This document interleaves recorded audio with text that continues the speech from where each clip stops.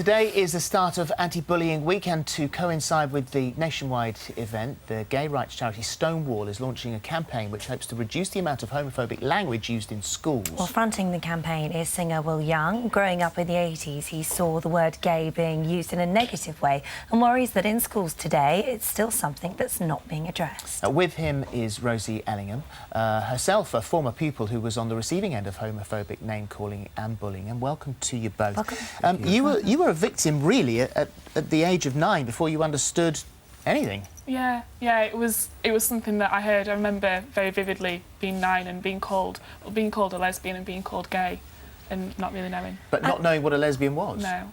Or really what your sexuality was at that time. No, definitely not. And this was half of the problem, actually. As you grew older, and as you began to sort of ask yourself what was going on, and the problem was that because you were negatively being called gay or negatively being called a lesbian, that you thought that it was something wrong and that you shouldn't be having these feelings. Yeah, it's exactly what it was. I literally had no idea, but all I knew that it was obviously such a bad thing because people were bullying me for it, that I couldn't be gay. So it took me a long time to realise. Longer than it should have done. Yeah. Or you didn't tell your mum? I mean, you didn't share this with anyone, did you? No. Well, eventually those bullies were dealt with, but you didn't get any support. No, they were told off, but in a way that, you know, it's bad to call people gay, and then that kind of reinforces that, yes, it is bad to call people gay because it's bad to be gay. So almost. do you think that language affected your identity? Yeah, definitely, because it was just so negative. There was nothing positive out of it, and because it seemed like such a bad thing,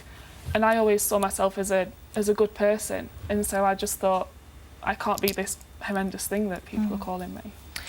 So what's happening here then, Will? Because you sort of look at it and you sort of think, you know, if anybody's making racist comments within the school or within society, I think we pretty much have come a long, long way with that. But when it comes to this, it seems that it's not being dealt with.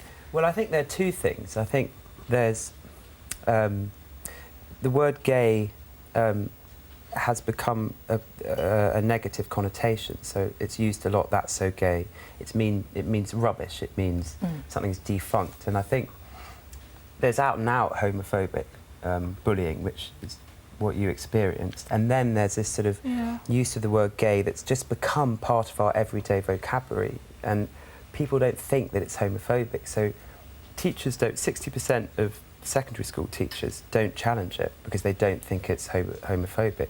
Just under 60% think that it's used so much they can't challenge it. And these are the really harrowing statistics. 23% of young gay people will try and kill themselves. 56% will self-harm. And my point now is that we've come so far with gay rights that we now really need to look at the use of language, because if you're a young gay person growing up and hearing gay used as a derogatory term, you're going to immediately think that you're defunct. And what I say, I had a meeting with Michael Gove the other day, and what I said to him was, you're not born using the word gay as a negative term. You're taught that, and the problem is that teachers aren't picking up on it.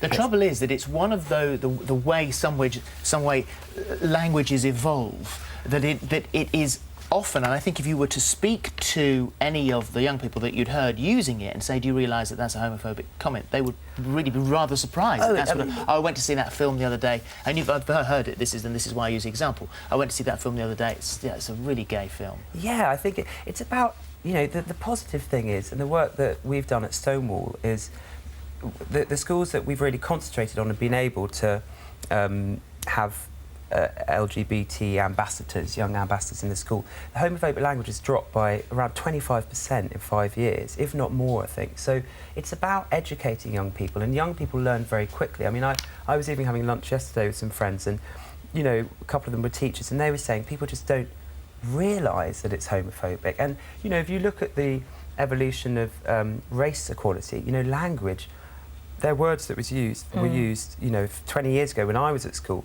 They're words that were misappropriated, and now it's about reappropriating words. And also, you know, you see on Twitter, I mean, 42,000 times a day the word gay is used in a negative term.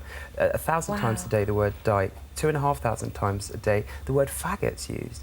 And Well, it's not put on the same level as sexism. There is a law against it, though, isn't there? There's a law, but, you know, who knows about that law? Oh, no, well, I didn't until I read it this morning. Exactly, and I think the problem is that it's not put... It's put on a secondary agenda below racism, anti-religious rhetoric, sexism. There is a charter in Ofsted that says you can't use pejorative language. It's not really followed up. Well, you talk about Twitter. There was a spat that's gone on over the last few days. Reported on Saturday, James Arthur made homophobic remarks in a rap aimed at rapper Mickey Worthers, calling him queer after the rapper mocked the singer in a cover of his song. Yesterday, James Arthur issued a public apology via Twitter, writing, "I would just like to make it completely clear that it was not meant in any way as a reference to homosexuality. I realise where the term has come from in meaning, but used in the context of the rap battles I've grown up with, it has come to mean something completely different. That said, I understand why it could cause offence, and that definitely wasn't my intention." Now, this is, you know, this couldn't be more current. Well, yeah, and I know you've probably got something to say on this because we were talking about this earlier, but very quickly, I'll just say that I think rap has become... I believe it was used in a homophobic... I just found out about this morning in a homophobic way, because I don't think people use the 1930s definition of the word queer as it used to be, you know. Oh, it was that chap so queer. You know, I don't think that happens. I think the problem is in rap it's seen as sort of OK territory to use homophobic language. I mean, you know, if I wrote a poem using racist language, I don't think it would be OK, because it's under the umbrella of poetry. Final 30 seconds. There's two different types of homophobia, and you know, there's the attacking someone and using the words queer, but then, like Will said before about using gay pejoratively and as a bad thing, it's just there's two different types, and people sort of, I think they misunderstand that sometimes. Thank you. Thank you. Very much. Am I allowed to say one more thing? Yeah. It's about educating people. It's just about calling people on it and saying, have you thought about this? And it makes a huge difference.